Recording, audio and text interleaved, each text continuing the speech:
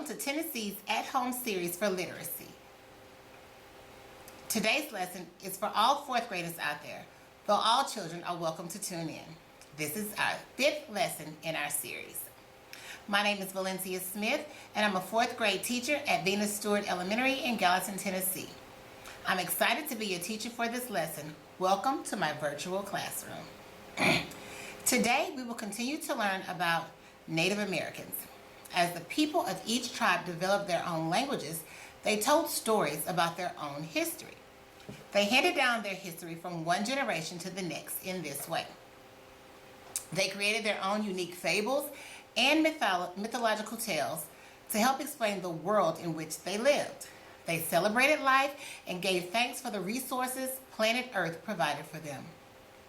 Before we get started, and to participate fully in today's lesson, you will need something to write with and a surface to write on, as well as 2 pieces of blank paper. Okay, let's get started. Have you ever encountered something that you just can't explain? For me, I just can't seem to explain why I keep losing my kids' socks in the dryer. Where do the others go? I think there are many things on earth that are hard to explain. I'm thinking it would be extra hard for people that lived a long time ago, since they didn't have scientists to help them understand what was really happening.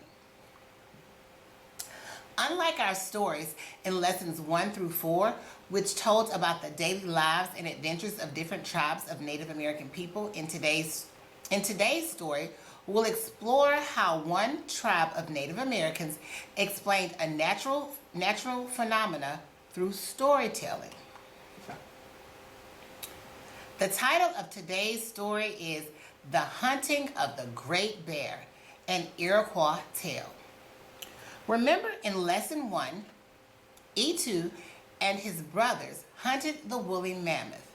They tracked, speared, and brought the mammoth home to use for food and shelter. I can't wait to find out what happens when the tribe hunts this great bear. Good writers think about how to move the sequence of events along in a story without always saying first, next, and last. Grab your piece of paper. Have it? All right. As we read, capture on your piece of paper the ways the author uses transitional words and phrases to move along the story.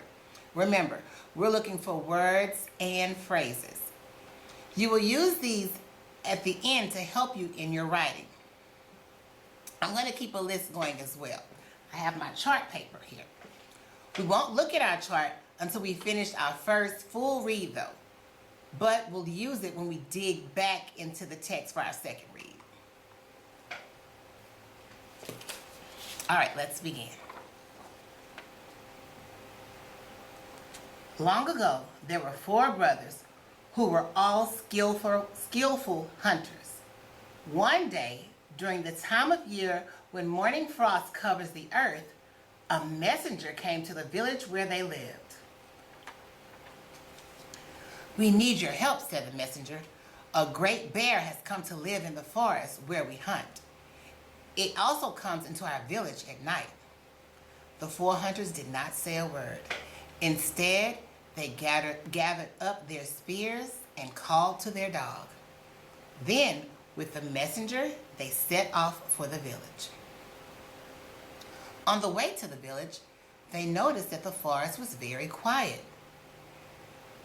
They also noticed deep scratches on the trunk of a pine tree. The scratches had been made by the great bear as it reared up on its hind legs. It had done this to mark its territory. The tallest brother raised his spear to try to touch the highest scratch mark, but he could not.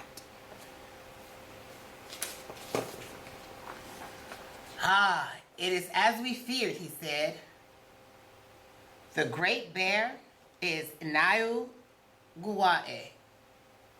The great bear has magic powers," said the second brother fearfully.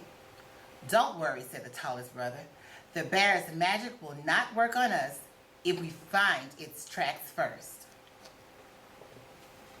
"Yes, This is true, said the third brother. If we find Guae's tracks and begin to follow them, then it must run from us. This sounds like hard work, said the fourth brother, who was both chubby and lazy. Do we have any food? He asked. His brothers ignored him. As the brothers and the messenger entered the village, they were struck by an eerie silence. Only the village leader was there to greet them. We have come to help you, said the first brother. Do you have any food? Asked the fourth brother. Pay no attention to him, urged the oldest brother. We will find this great bear. I wish you luck, said the village leader. When we follow the great bear's tracks, they disappear.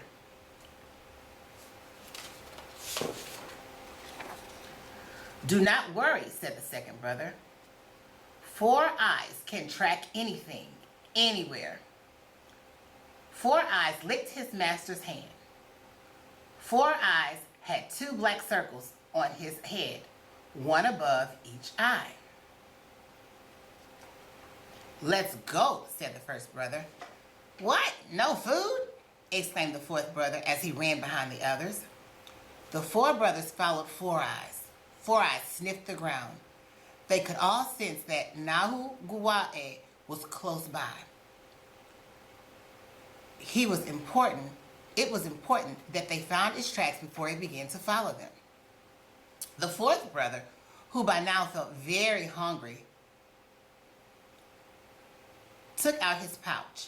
He opened the pouch and reached in. Instead of food, he found nothing but worms. Nahu Guae had transformed the food into worms. Meanwhile, this monstrous ghost, Nahu Guae, moved through the forest, planning to creep up behind them. Suddenly, 4 Eyes lifted his head and barked. We have found you, yelled the first brother. Nahu Guae began to run. The brothers followed. The great bear ran and ran across valleys and hills. As they ran, day turned to night. Higher and higher, they climbed to the top of a mountain. The fourth brother grew weary. He pretended to fall and injured his ankle. You must carry me, he said. 2 of the brothers lifted him up while the other one carried his spear. The great bear began to tire. So did the brothers. Eventually, 4 Eyes got close enough to the bear to nip its tail. You can put me down now, said the fourth brother, who was nicely rested. The brothers put him down immediately. He sprinted off in front of his brothers. Minutes later, the fourth brother was close enough to the bear to kill it with its spear. When the 3 brothers caught up with him, he had already built a fire and was cutting up the meat. Sit down. I hope you are as hungry as I am, said the fourth brother, smiling. Together, the brothers cooked and ate the meat of the great bear. Brothers, said the first brother, staring down at his feet, we are not on a mountain. We are high up in the sky. He was right. The great magical bear had led them into the heavens. Suddenly, 4 Eyes began to bark. Look, said the second brother. The 4 brothers stared at what was left at Nahu Guae's body. The great bear was coming back to life. As they watched, it began to run away. 4 Eyes took off after it. Let's go, said the first brother. The brothers reached for their spears and ran after the great bear. They chased it across the sky. And so it remains. Each autumn, the brothers chase the bear across the sky. When they catch it, they kill it. As they cut up the meat, blood drips down to the earth and colors the leaves of the maple tree red. As they cook the bear, fat drips down and makes the grass pale and lifeless. Wow, that was a very interesting story and quite a way to explain something mysterious. Now keep your paper close by. We want to see what we captured for the transitional words and phrases as we dig back into the text. So let's begin. Long ago, there were 4 brothers who were all skillful hunters. One day, during the time of the year when morning frost covers the earth, a messenger came to the village where they lived. To get started, let's consider the author's words, during the time of year when morning frost covers the earth. What do you think that means, and how do you know?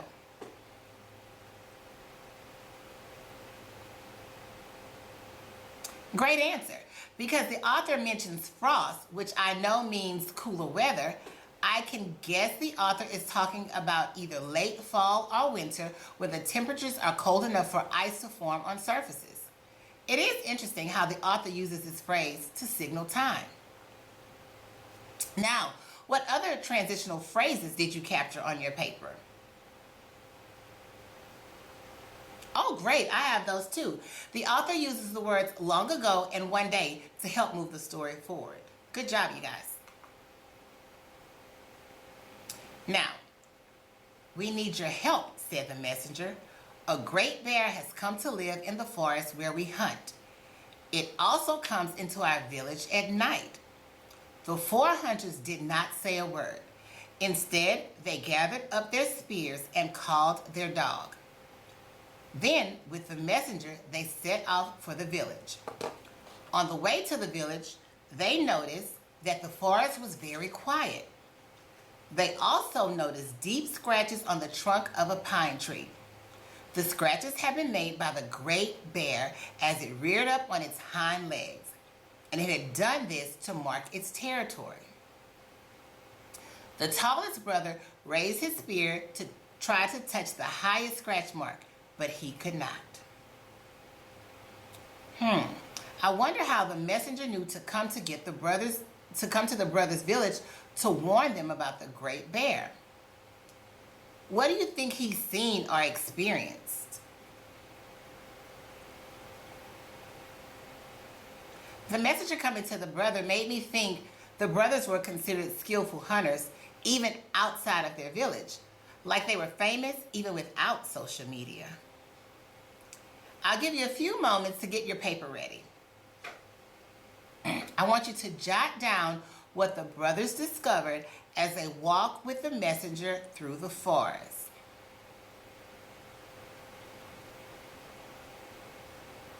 Wow, that's really good remembering. The brothers noticed that the forest was quiet and they discovered the bear scratches on the pine tree. This makes me wonder, why was the forest so quiet? What can we infer about the bear based on what the brothers noticed?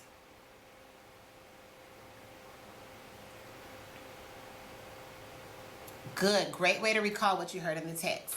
We read, the tallest brother raised his spear to try to touch the highest scratch marks, but he could not. It sounds like this was a very big bear. We also read, on the way to the village, they noticed that the forest was very quiet.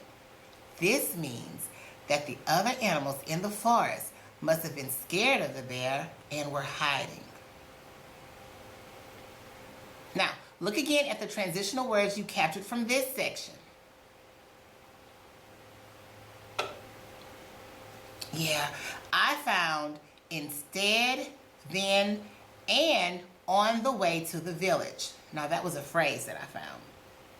Look at the words we have listed so far. The author has not used first, next, or last, but has shown us that time is passing by.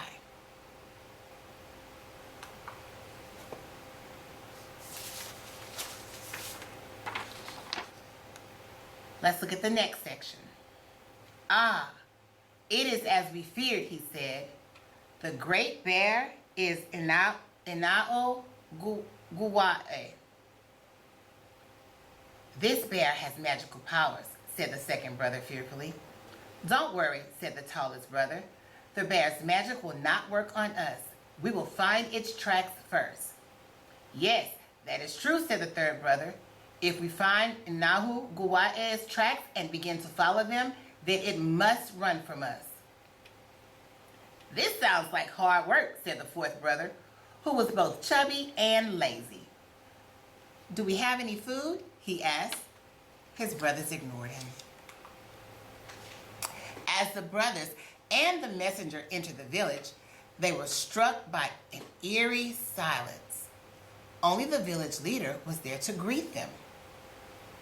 We have come to help you, said the first brother. Do you have any food?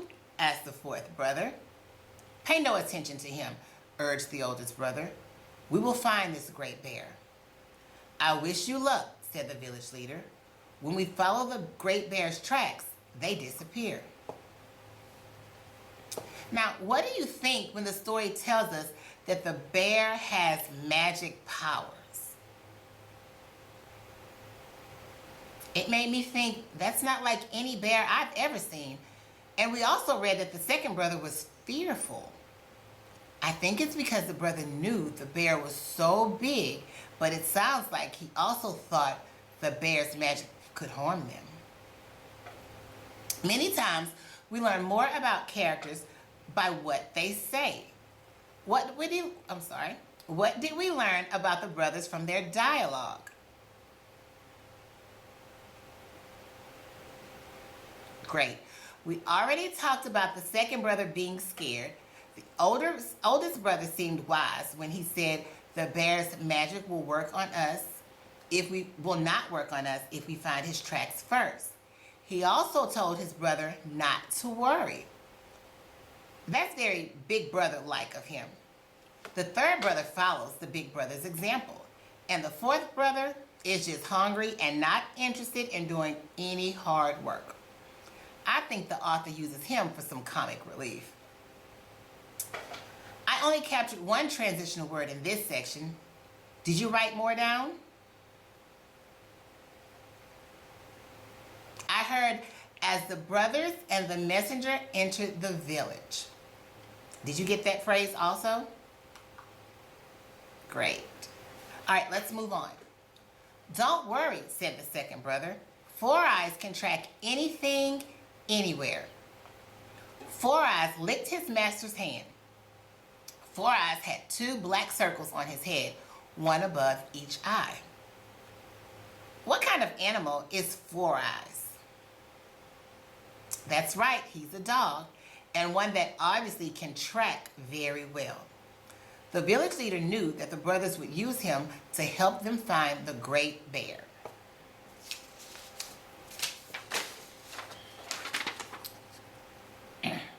Let's go, said the first brother. What? No food? Exclaimed the fourth brother as he ran behind the others. The brothers followed Four Eyes. Four Eyes sniffed the ground. They could all sense that Nahu Guae was close by. It was important that they found his tracks before he began to follow them. The fourth brother, who by now felt very hungry, took out his pouch. He opened the pouch and reached in. Instead of food, he found nothing but worms. And Nahu Guae had transformed the food into worms. Meanwhile, like a monstrous ghost, Nahu Guae moved through the forest, planning to creep up behind them. The text says, it is important that they found its tracks before it began to follow them. Take a moment to jot down what you remember about why it is important that the brothers find the bear's tracks. Great job, you got it. The brothers knew that the bear could not use its powers if they found its tracks first. I have never heard of a pemmican pouch, so I looked it up. A pemmican, food eaten by Native Americans, made by mixing dried, pounded fine meat with melted fat. That kind of sounds like he had a bag full of pork rinds. What happened when the fourth brother opened this pouch for a snack? He found worms. The great bear had turned his snack into worms. I bet that made him mad since he was so hungry. So, what about your transitional word list? Did you write down any more? I found meanwhile. So I'll add that one to my list. Let's move on to the next section. Suddenly, Four Eyes lifted his head and barked. "We have found you," yelled the first brother. And Nau Guae began to run. The brothers followed. The great bear ran and ran across valleys and hills. As they ran, day turned to night. Higher and higher, they climbed to the top of a mountain. The fourth brother grew weary. He pretended to fall and injured his ankle. "You must carry me," he said. Two of the brothers lifted him up while the other one carried his spear. The great bear began to tire.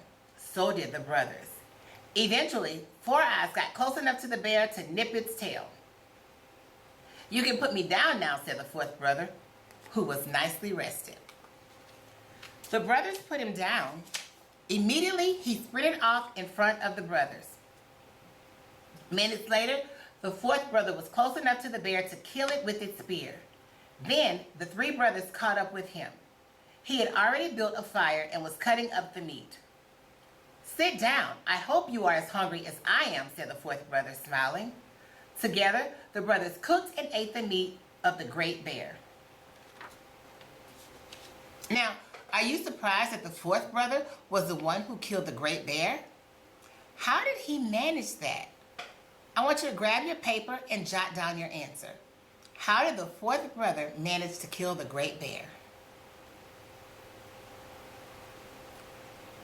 Yeah, he was pretty sneaky. He didn't do all the hard work to track the bear, and at one point, he even had his brothers carry him when he faked his injury. I'm thinking that he had much more energy when the time came to kill the bear. Speaking of the fourth brother, what did Four Eyes do to help him catch the bear? Right. It sounds like the fourth brother got a little bit of help, doesn't it? Four Eyes got close enough to the bear to nip his tail.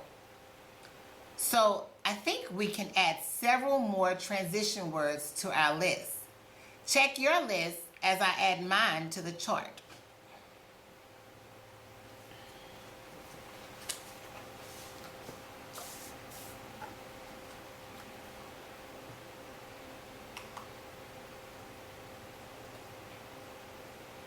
Let's continue. "Brothers," said the first brother, staring down at his feet, "we are not on the mountain. We are high up in the sky." He was right.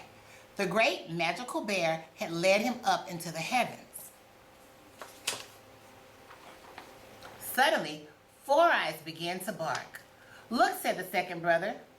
The four brothers stared at what was left of Nahugua's body. The great bear was coming back to life. As they watched, it began to run away. Four Eyes took off after it. "Let's go," said the first brother. The brothers reached for their spears and ran after the great bear. They chased him across the sky. And so it remains. Each autumn, the brothers chase the bear across the sky. When they catch it, they kill it.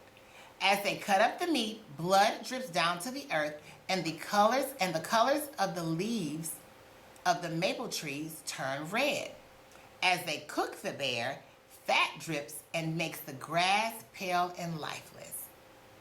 Now, what do you think the brothers thought when they noticed they were no longer on a mountain, but they were high up in the sky?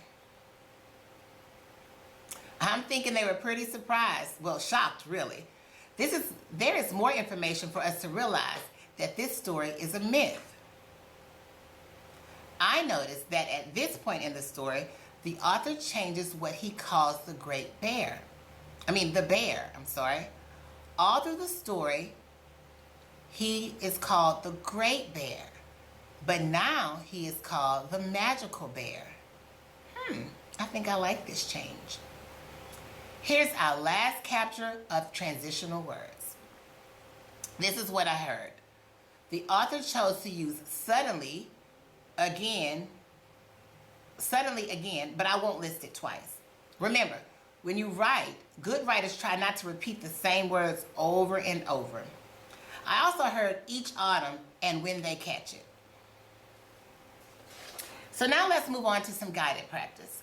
Take a few moments to think about what this myth tries to explain that the Native Americans didn't fully understand.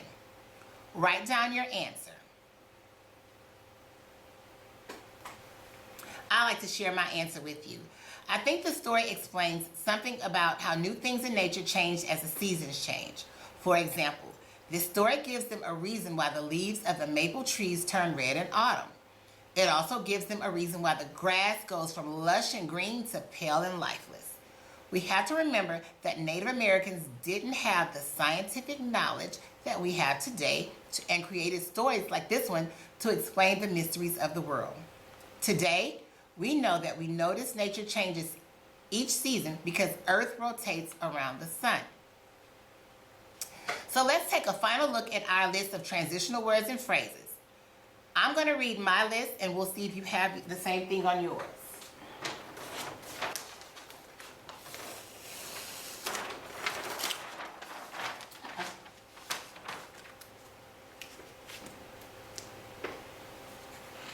I have long ago, one day, during this time of year, instead, then, on the way to the village, meanwhile, suddenly, eventually, immediately, as the brothers and the messenger entered the village, as they ran, day turned to night, minutes later, each autumn, when they catch it, and when the three brothers caught up to him.